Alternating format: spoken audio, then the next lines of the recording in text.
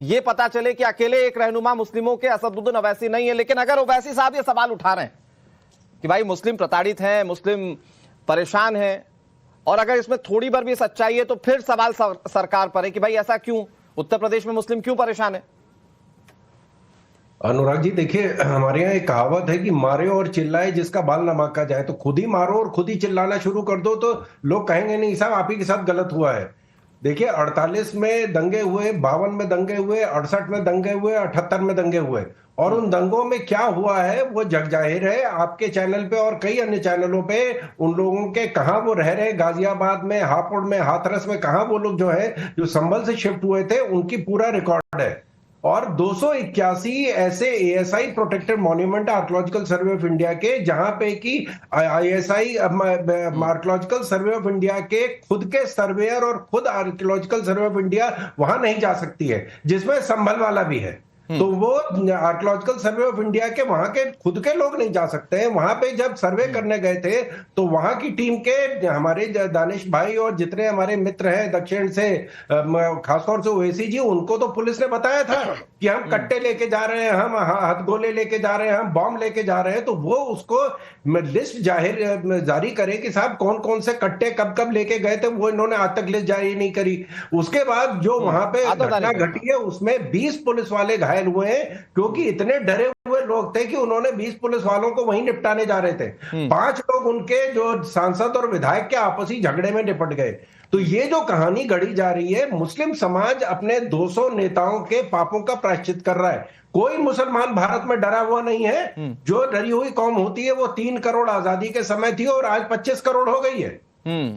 तो ये इतनी डरी हुई कौम है, आज तक मुझे एक शरद का जी नाम बता दे जो मतलब भारत छोड़ के गया हो। मैं ऐसा नहीं कह रहा कि मैं बहुत लाग लपेट वाले सवाल पूछूं, मैं सिर्फ एक आम जो लोगों के मन में सवाल होते हैं मैं उन सवालों को उठाता हूं। होता क्या है कि ओवैसी साहब बड़े नेता हैं भाई, उनकी पॉपुलैरिटी भले ही चुनाव के नतीजों में ना दिखे, सीटों में ना दिखे, लेकिन जब वो जाते हैं जनसभा करने बहुत बड़े पैमाने पर लोग आते हैं। तो अगर वो ये कहेंगे कि प्रताड़ित है तो ये लोगों के मन पर इंपैक्ट तो डालेगा ना। सरकार की यही छवि मुस्लिमों के मन में होगी। अनुराग जी मैंने यही बात कही है कि मुस्लिम समाज को 4 चूरन दिए जाते हैं, हज हाउस, हज सब्सिडी, हज टर्मिनल और कब्रिस्तान, और एक उनको बयान देना है कि साहब मुसलमान जो है वो भारत में खतरे में है। अगर खतरे में, अगर आप जिस देश में या जिस जगह है वहां से आपका पलायन होना चाहिए, आप वहां छोड़ के जाते हैं। जो डरी हुई कौम थी कश्मीर में, वहां से 5 लाख जो कश्मीरी पंडित वहां से भागे हैं, क्योंकि वहां इतने लोग डरे हुए थे कि 5 लाख उन डरे हुए लोगों को छोड़ के भाग गए वहां पे। तो अब और भारत में अगर जिनको डर लग रहा है तो कम से कम एक व्यक्ति का तो नाम बताएं जो कि भारत ठीक है, मैं एक बार कम से कम लग रहा है मुमताज आलम रिजवी साहब जी से पूछ लेता हूं विदेश से। ठीक है, वजाद काज़मी पर दानिश भाई को भरोसा नहीं है कि वो मुस्लिम है या नहीं है। वो दोनों आपस में जो भी अपना था वो धार्मिक तौर पर लड़ रहे थे, लेकिन मुमताज आलम भाई तो मुस्लिम है ना। दानिश भाई मैं पूछ लेता हूं, मुमताज भाई डर लग रहा है क्या यहाँ पे पैनल में बैठ के भारत में रह के या उत्तर प्रदेश की सरकार के बीच में रह के? नहीं, मुझे किसी तरह का कोई डर नहीं है, खौफ नहीं है। और मुझे लग रहा है कि सोच के बोलिए, आप हो सकता है कि आप ये घोषित हो जाए कि आप भी मुस्लिम नहीं है। वजाद भाई तो वैसे भी घोषित हो चुके हैं। नहीं, मैं बता रहा हूं, सुनिए। नहीं, एक मिनट। तो मैं ये कह दूं कि बीजेपी और आरएसएस और वीएचपी इन सब के मुताबिक तो हिंदू डरा है, मुसलमान तो डरा नहीं, नंबर 1। नंबर 2 ये कि बहस तो यूपी से ये होनी चाहिए कि जो कुंभ में इस वक्त है जो हालात हैं उस पे बहस होनी चाहिए। बहुत बुरे हालात हैं वहां पे, अभी तक पता नहीं चला कितने लोग वहां पे हमारे श्रद्धालु जो है वो मारे गए, क्या वहां पे सिचुएशन ट्रेन पे किस तरीके से। अच्छा, मुस्लिम डरा हुआ, इस पे बहस नहीं होनी चाहिए, तोड़ फोड़ मच रही है। वैसे साहब कह रहे हैं डर के पलायन हो रहा है, आपको छोटा मुद्दा लग रहा है? दूसरे नहीं, मुस्लिम कहाँ डरा हुआ है?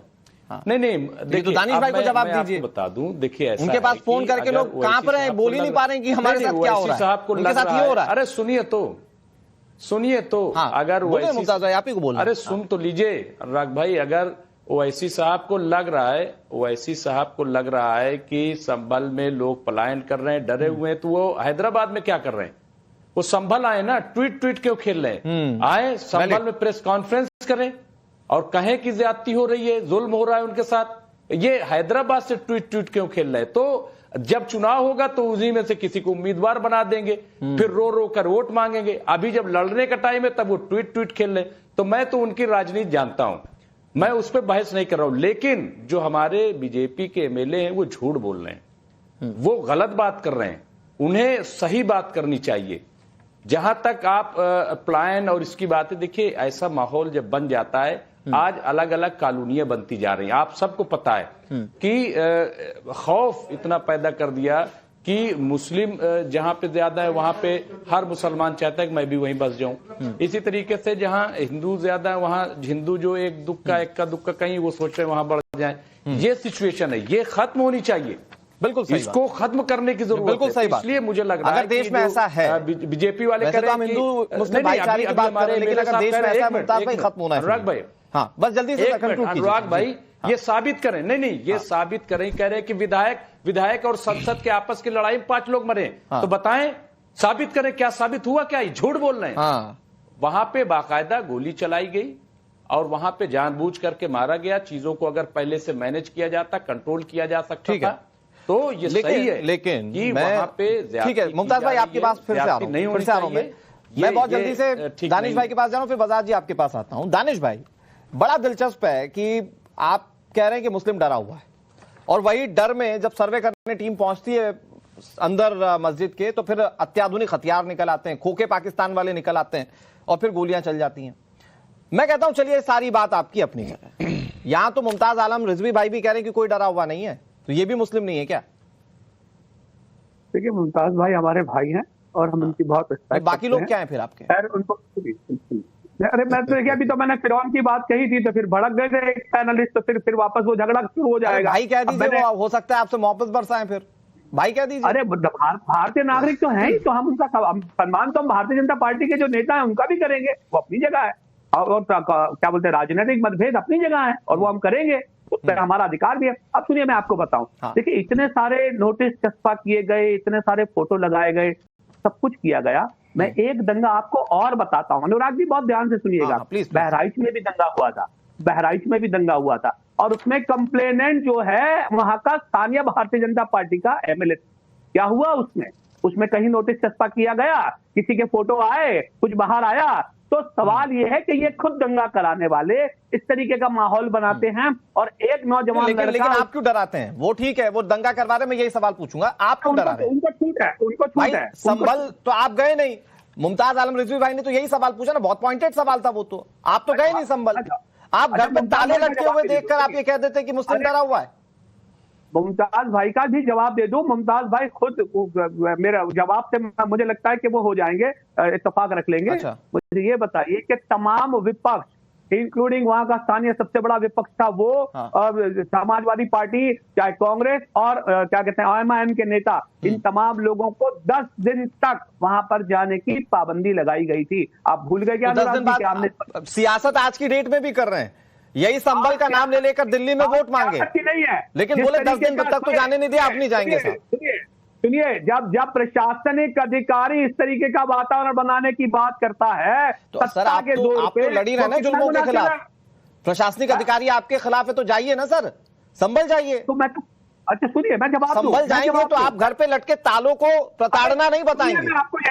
मैं आपको यहीं बैठ के दिखा दूं, आपको याद हो तो डीएम साहब का ऑर्डर था, क्या हुआ उस ऑर्डर का, जिसमें गोली नहीं चलाना था, जान हानि नहीं होनी चाहिए थी, क्या हुआ? उस पर कोई एक्शन हुआ? नहीं होगा। यही दोहरे मापदंड है भारतीय जनता पार्टी। ठीक है, दोहरे मापदंड पर बात करेंगे, बीजेपी जवाब देगी। वजाहत काज़मी जी सुन रहे हैं, मैं वजाहत काज़मी जी आप जवाब दीजिएगा। मेरे मन में एक सवाल है कि ये पूरे मुस्लिम धर्म की रहनुमाई कैसे कर लेते हैं? 2 लोग मेरे साथ इस पैनल में बैठे हुए हैं, दानिश भाई के अलावा, जो मुस्लिम है, और दोनों ओवैसी साहब की बातों से इत्तेफाक नहीं रखते, लेकिन पूरे मुस्लिम धर्म की रहनुमाई ओवैसी साहब कर लेते हैं।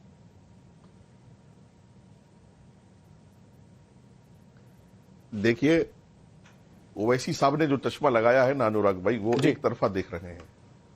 ओवैसी साहब ने कभी आपके चैनल पर आके बोला क्या एसएसपी के पीआरओ को गोली किसने मारी? क्या ओवैसी साहब ने बोला कि भी एडीएम संभल कैसे फ्रैक्चर हुआ, उनकी टांग कैसे टूटी वहां? और हमारे जो भाई सिपाही भर्ती हैं, अगर उन्होंने वर्दी पहन ली, क्या वो हमारे दुश्मन हो गए हैं? अगर विधायक और एमपी की लड़ाई में वो 5 लोग नहीं मरे, तो एसएसपी के पीआरओ को गोली किसने मारी? क्या पुलिस ने खुद ही उसको गोली मार ली है? क्या पुलिस ने एडीएम को गोली मार ली है, उसकी टांग का फ्रैक्चर कर लिया है? मैं कहता हूं आप जो है हकीकत को सामने लाओ। मस्जिद के सर्वे का हुक्म दिया गया था, भीड़ इकट्ठा करने का नहीं था। और लॉ एंड ऑर्डर वहां का खराब करने के लिए विधायक ने और एमपी ने जितनी ताकत लगाई थी कि 10-20 हजार आदमी एकदम से इतनी तैयारी के साथ जो फोर्सेस के ऊपर हमलावर हो जाए तो फोर्सेस क्या कर सकती थी उसमें।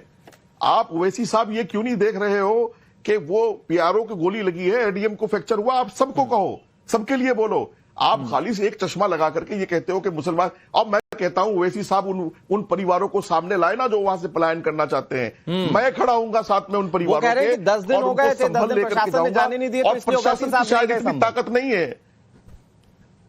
अरे अब तो खुला हुआ है ना भाई, जाए ना संभल, वो जाए, मैं भी चलता हूं, चलिए और देखते हैं वो कौन से परिवार में पलायन करना चाहते हैं। उत्तर प्रदेश में लोग बसना चाहते हैं, पलायन करना नहीं चाहते। ठीक है, ये इंपॉर्टेंट बात है। ओके, आपकी बात वजाहत काज़मी जी, ये भी एक इंपैक्टफुल बात है जो आप कह रहे हैं कि भाई मुस्लिम वाकई में डरा हुआ नहीं है। दानिश भाई जल्दी से जवाब दीजिए, फिर मैं बीजेपी के पास जा रहा हूं। ओके, देखिए, मैं तो आपसे एक ही बात कहता हूं कि आपके सामने है, और बहराइच के दंगों की मैंने बात की। बहराइच के दंगों में पुलिस मौजूद थी और उसके सामने सारी घटना हुई। ठीक है, रुकिए, मुसलमान इसी सवाल का जवाब ले लेते हैं, बीजेपी के पास चल रहा हूं मैं। ठीक है, किस तरह से होती है त्रिवेदी साहब वो कह रहे हैं कि दोहरा मापदंड है, मुस्लिमों का तो अलग कार्रवाई होगी उत्तर प्रदेश में और हिंदुओं का तो अलग कार्रवाई होगी। वो बहराइच की बार बार घटना का जिक्र कर रहे हैं, जरा जवाब दीजिए सर।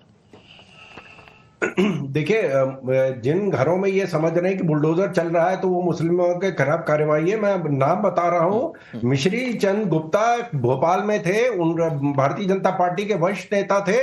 उनका होटल था 5 मंजिला, उसको डायनामाइट से तोड़ा गया है। और बलिया में जो भारतीय जनता पार्टी का जो कार्यालय था वो बाद में पता चला कि गलती से कुछ हिस्सा उसका सरकारी जमीन पे आ गया था, वहां बुलडोजर चला था।